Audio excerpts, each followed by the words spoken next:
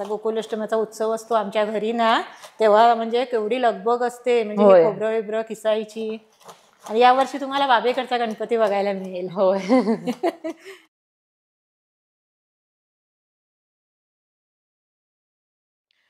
नमस्कार.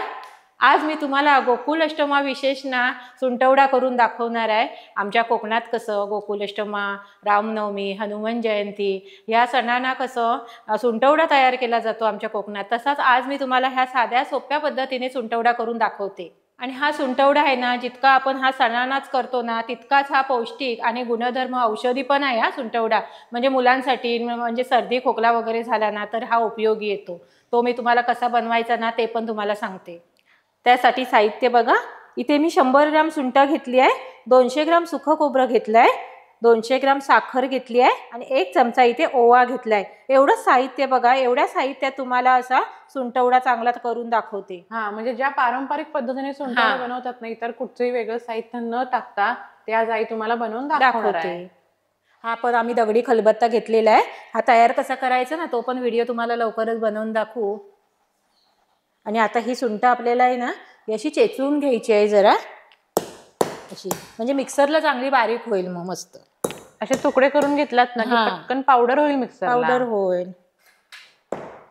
सुंटवडा इतर काही सामान न टाकता सुंटवडा कशाला बोलतात, तर सुंठीचा वास यायला पाहिजे. काय हवे, त्या सुंठीची चव लागली पाहिजे. चव लागली पाहिजे तरच तो सुंटवडा ना. त्याच्यात जर इतर आपण काय टाकलं ना, इतर बदाम पिस्ता काय नाही काय टाकतात, पण ते न टाकता आपण असा सुंटवडा केलात ना, तो खाल्ल्यावर कसा प्रसन्न वाटायला पाहिजे, म्हणजे प्रसाद म्हणून. होय, असं आपण बाकीच्या पदार्थात टाकतो काजू बदाम पिस्ता, आपण सुंठवड्यात फक्त जे पारंपरिक साहित्य आहे ना, पारंपरिक ज्या पद्धतीने बनवतात त्याच पद्धतीने बनवायचा. मस्त लागतो चवीला. असा तुम्ही नक्की बनवा हा सुंटवडा.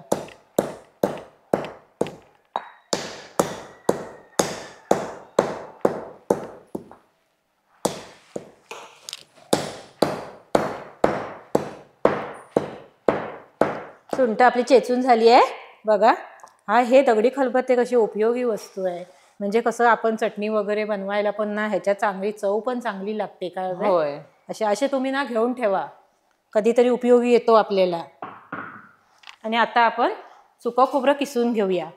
हे बघा, किसायचं म्हणजे कसं आपण घसघसवून नाही किसायचं आहे. हे कसं जरा हलक्या हातीन खोबरं किसायचं आहे. दाखवते तुम्हाला. हे बघा, एकदम जाडजाड नाही खोबऱ्याचा किस पडता कामा नये. असं जाडजाड नाही किसायचं. हे बघा, असं हलक्या हातीन किसायचं म्हणजे किस पण तो जरा बारीक पडेल मग असं. आणि मिक्सरला जर लावलात ना की नंतर मग एकदम त्याची पूड होते. पूड आपल्याला नको आहे खोबऱ्याची. जरा दाताखाली पण कसं खोबरं लागायला पाहिजे नाही असं. सुंठवडा खाताना हलकं खोबरं दिसायला पाहिजे आणि लागायला पाहिजे. हे बघा, असं हलक्या हातीन किसायचं. वेळ जरा लागला ना तरी पण चालेल, पण सुंठ पावडर अशी खायला चांगली वाटते असं.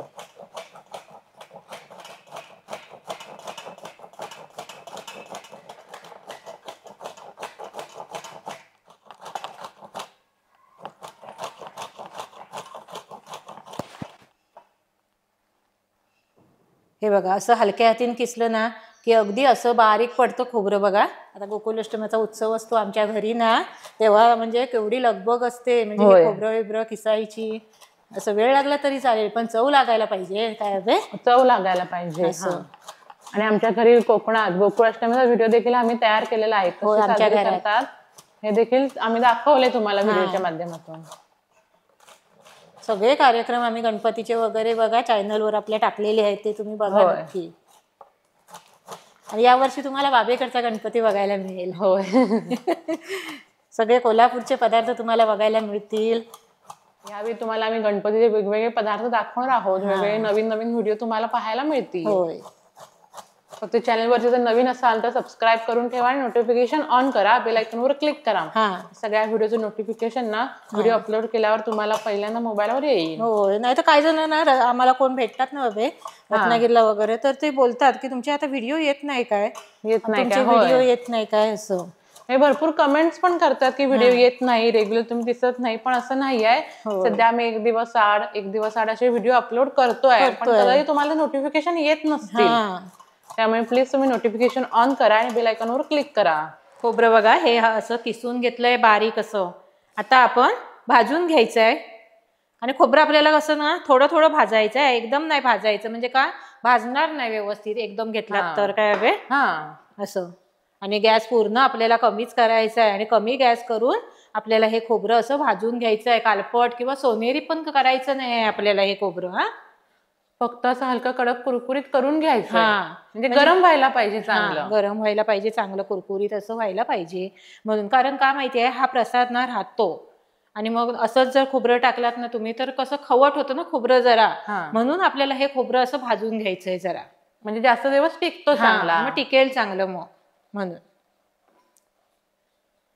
म्हणून काळजी घ्यायची आपल्याला जरा. आणि दाताखाली पण कुरकुरीत चांगलं लागतं खाताना.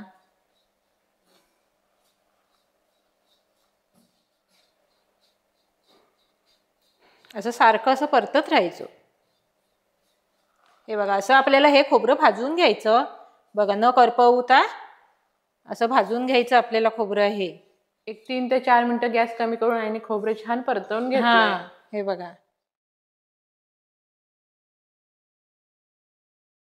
हे बघा असंच हे पण खोबरं भाजून घेतलंय.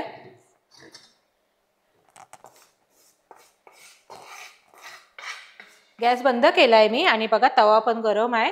त्याच तव्यात आपल्याला हा असा ओवा परतून घ्यायचा आहे, जरा गरम करून फक्त हलकासा घ्यायचा. हे बघा खोबरं पण थंड झालंय.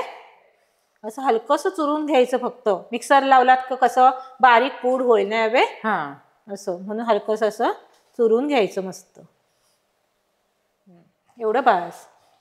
हे बघा, आणि ही सुंठ आपल्याला मिक्सरला बारीक करून घ्यायची, अशी पावडर करून घ्यायची आहे. हे बघा सुंठ पावडर इथे मी तयार करून घेतली आहे, अशी मिक्सरला बारीक फिरवून घेतली आहे. ही बघा सुंठ पावडर. आता ही खोबऱ्यात ओतायची अशी. आणि आता आपल्याला ही साखर पण मिक्सरला बारीक करून घ्यायची, आणि साखर पण इथे मी बारीक फिरवून घेतली आहे मिक्सरला बघा. आणि तुम्हाला मी मगाशी बोलले होते मुलांना कसं द्यायचं म्हणून, तर ही सुंठ पावडर आणि ही साखर मिक्स करायची आणि एका डब्यात, हवाबंद डब्यात भरून ठेवायची. किंवा कधी मुलांना कसं अपचन होतं किंवा काय सर्दी खोकला असं असेल ना, तर चिमटी चिमटी मुलांना ती भरवायची. अगदी वर्षभर तुम्ही खाऊ शकता कधी. एकदम रामबाण उपाय आहे. असं फक्त खोबरं नाही टाकायचं, फक्त साखर आणि ही सुंठ पावडर. कारण सुंठ कशी हलकी तिखट असते ना, म्हणून साखर टाकायची. म्हणून साखर. आता ही साखर टाकायची आहे आणि ओवा टाकायचा आहे. हा बघा, आणि चांगली अशी मिक्स करून घ्यायची. इतका सुगंधित हा सुंठारा तयार होतो ना. काही ठिकाणी आई याला सुंठवडा म्हणतात, काही ठिकाणी सुंठारा म्हणतात. पण आपल्याकडे बघ सुंठारा म्हणतात. होय, सुंठाराच बोलतात. तुमच्याकडे ह्या पदार्थाला काय म्हणतात, काय नाव दिलं आहे ते आम्हाला नक्की कमेंट करून सांगा. होय,